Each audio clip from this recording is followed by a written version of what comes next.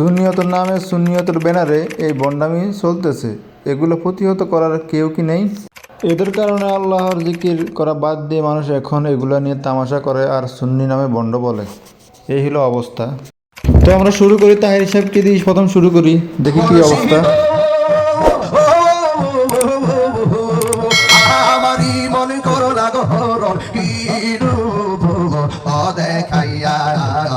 এখন দেখি আরেকজন চাচা আছে, চাচাকে দেখি চাচা কি করে, দেখে নেই।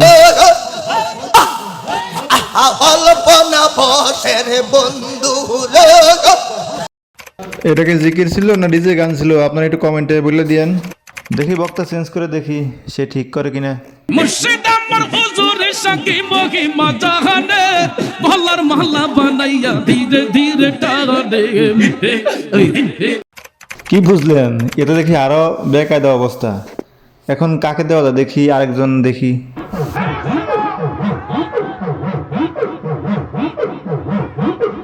আস্তাগফিরুল্লাহ, এটা দেখি আরো বেকায়দা অবস্থা। আল্লাহু আকবার। আচ্ছা দেখি এরপরে একটা দেখি কেমন।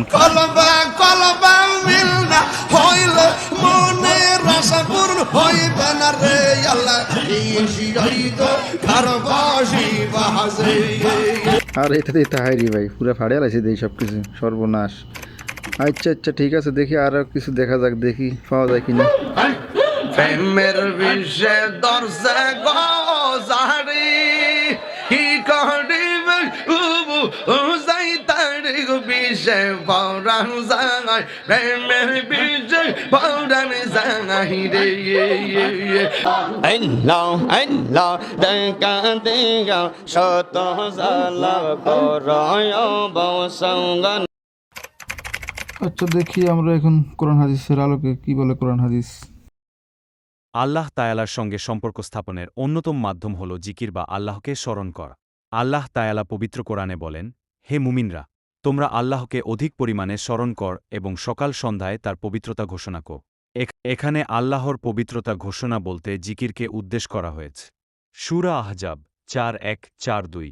যারা দাঁড়িয়ে, বসে ও শুয়ে সর্বাবস্থায় আল্লাহকে স্মরণ করে এবং আকাশমণ্ডল ও পৃথিবীর সৃষ্টি সম্পর্কে চিন্তা করে এবং তা লক্ষ্য করে বলে ওঠে, হে আমাদের প্রতিপালক, আপনি এসব উদ্দেশ্যহীনভাবে সৃষ্টি করেন, আপনি এমন ফজুল কাজ থেকে পবিত্র, সুতরাং আপনি আমাদেরকে জাহান্নামের শাস্তি থেকে রক্ষা করুন।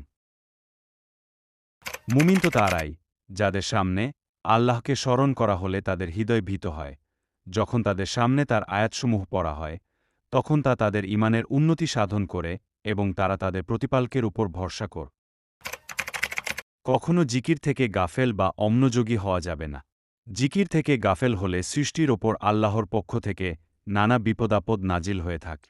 যারা জিকির থেকে গাফেল হয় তাদের দৃষ্টান্ত দিতে গিয়ে হাদিসে কুদসিতে আল্লাহ তায়ালা বলেন, যে ব্যক্তি আল্লাহর জিকির করে এবং যে আল্লাহর জিকির করে না তাদের দৃষ্টান্ত হল জীবিত ও মৃতদের মত। বুখারী ৬৪০৭, মুসলিম ৭৭৯।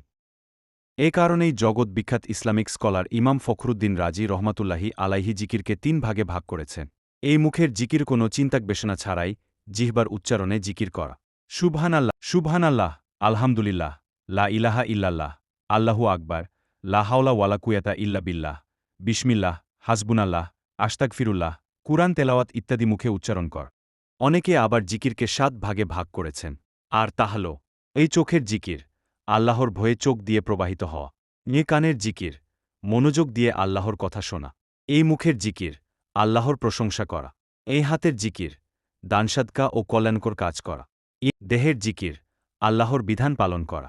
ওই কলবের জিকির, আল্লাহর ভয়ে ভীত হওয়া বা তাকওয়া অর্জন করা, আল্লাহর রহমতের আশা করা। এই আত্মার জিকির, আল্লাহ কর্তৃক নির্ধারিত তাকদির ও ফয়সালার উপর পরিপূর্ণ রাজি ও সন্তুষ্ট থাক। এই জন্য সুন্নিদের উচিত ভণ্ডামি থেকে বিরত থাকা এবং যারা সুন্নি পরিচয় দিয়ে ভণ্ডামি করে জিকিরের নামে গান গায় এদেরকে প্রতিহত কর। এই ভণ্ডামি জিকির সংশোধন না হতে পারলে সুন্নি পরিচয় দেওয়া থেকে বিরত থাকা, কারণ সুন্নি একটা পবিত্র সংগঠন ও দল। আল্লাহ হাফেজ। সবাই ভালো থাকবেন। ভিডিও ভালো লাগলে লাইক, কমেন্ট, শেয়ার করে দিন।